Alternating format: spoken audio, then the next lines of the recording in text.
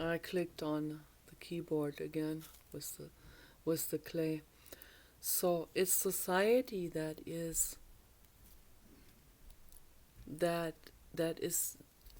disconnected. It's not they're not in tune anymore. Okay. They're not attuned. They're not in their natural state of mind anymore.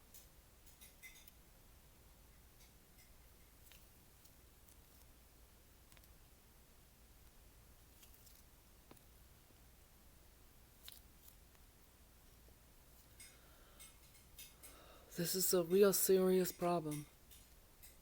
And because of that, they cause a lot of suffering in the world, a lot of pain. And we can heal this.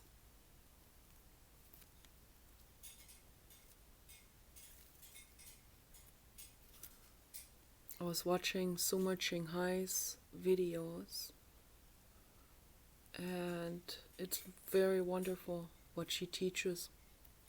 She teaches whole food vegan living, kind living. She's a Buddhist monk.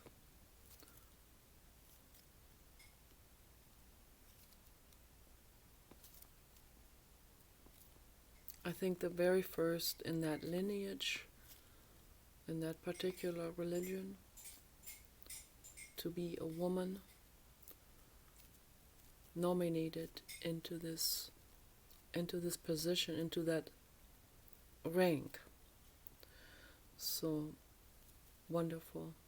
She's a Buddha level soul, highly, highly advanced soul, on the very, very, very, very, very highest. That highest level of soul development. Very, very close now to merging into nirvana.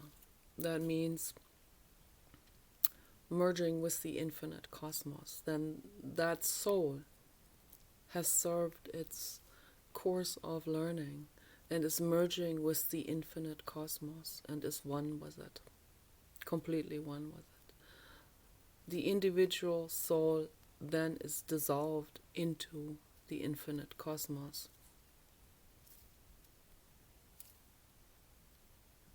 That's the 8 on the side. That is when she is no longer coming back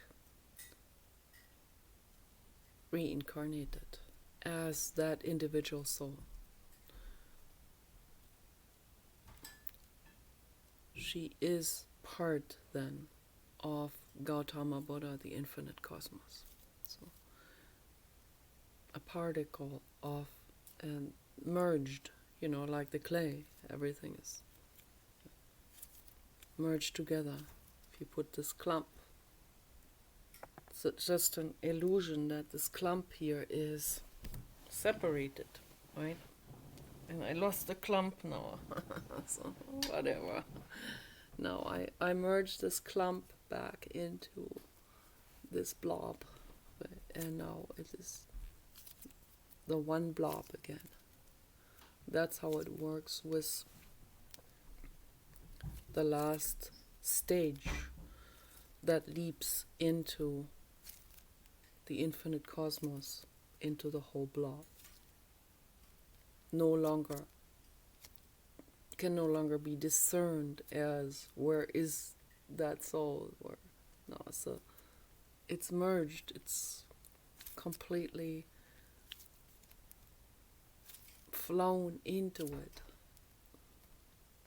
Okay. All the particles of it are one with this. Okay, you cannot determine where it is now. It's everywhere.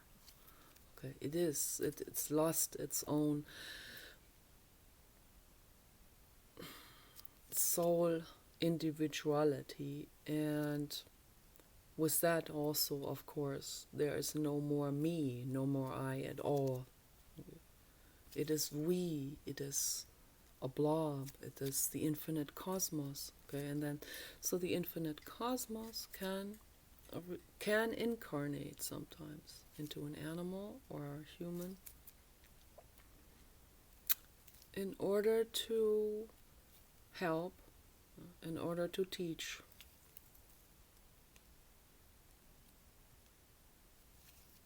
And then that's the infinite cosmos soul, which is infinitely huge.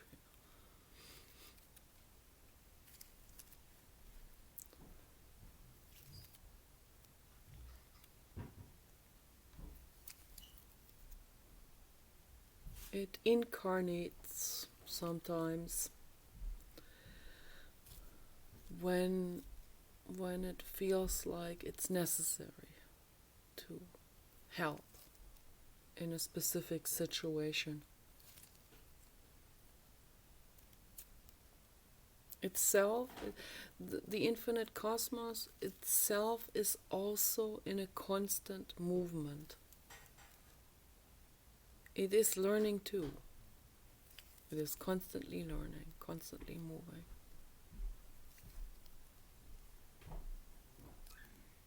It's already nirvana, of course, but it's still growing, expanding, and moving.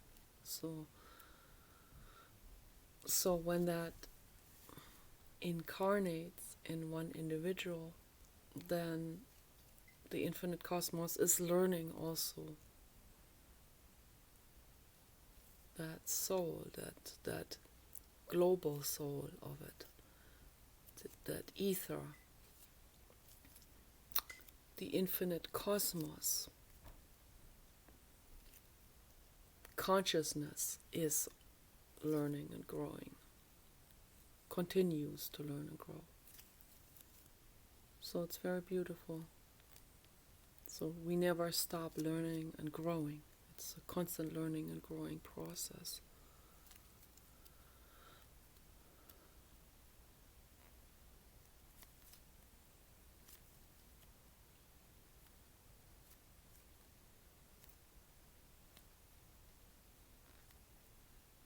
And Suma Qinghai was talking about all these different ego traps, and then bringing in, when people are in an ego trap, they attract entities to them that are resonating with that low level of soul development, and they attach themselves to that, and it's really the same thing. So not really like, oh, here I'm gonna attach myself because I see you are green too, but it's because they're already like that is the same thing, really. That's the same energetic vibration. So I wouldn't even say that all of these different types of demons and ghosts are then coming. It's just, it is that ego, that doesn't want to let go, that ego that thinks he is enlightened when he's not. And that's a huge trap that can happen to very experienced monks too, even. It's happening all the time. I can already see it in their facial expressions. The monks that are, when I see monks in general, I can see in their facial expressions, when I see them like real serious, they take everything real seriously, and it's this, there's this ambition behind it. They can't laugh about anything because they're in a state of misery, because they're so focused on this obtaining enlightenment. That's a real serious business for those people. And right there, that's the Krage, that's the hungry ghost. There is that energy. There is the energy of ambitiousness. Okay? That's not enlightenment. That's a very low level of the mental state. It's an unempowerment level to want this enlightenment. For what? Why does anyone want enlightenment? It's just only for one reason, for the ego. To feel like they got something better than others, or they're above others.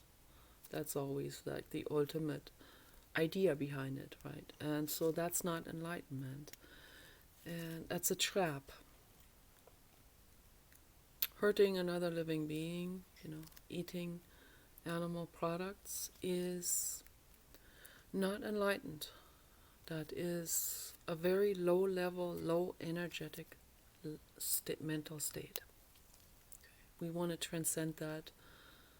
That is the goal of, at least that's the goal of those people who are already doing it. The goal for the whole world. So, and they're here to help other people to move in that direction.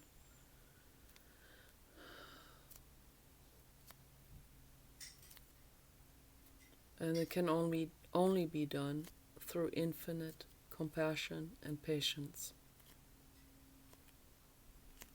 And that seems like almost an impossible thing to do. But it can only be accomplished through infinite love and infinite unconditional love and patience from the side of the people who teach, who offer the kindness, the kind energetic living, who offer the paradise to those who cannot see the paradise for what it is.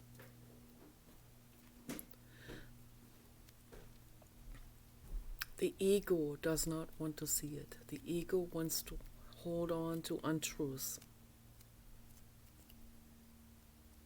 For the ego, untruth seems extremely real, seems more real than anything else. So they cling to it. And in that process, they make everything suffer around them. They come from a mind state of misery, which is a mind state of unempowerment and limitation. They see limitation and they think they need to take before someone else takes it. And that's a mind state of limitation. Okay. Truth is beyond limitation. Truth is infinite. The infinite cosmos has no limitations.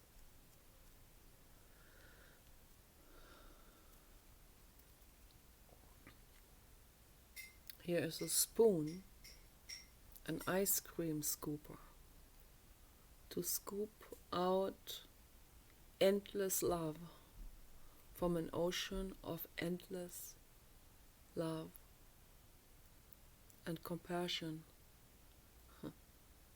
People don't know this exists, but it does. Okay. There is the ocean right there in front of us and even in us. It's everywhere. An endless abundance of paradise and happiness and amazing things, amazing feelings. That's what love is. Love is the most amazing feeling. We can only get love if we allow ourselves to humble down, to become humble.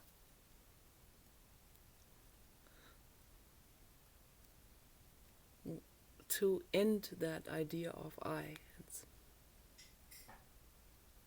and to live for the other. Okay? You guys take care.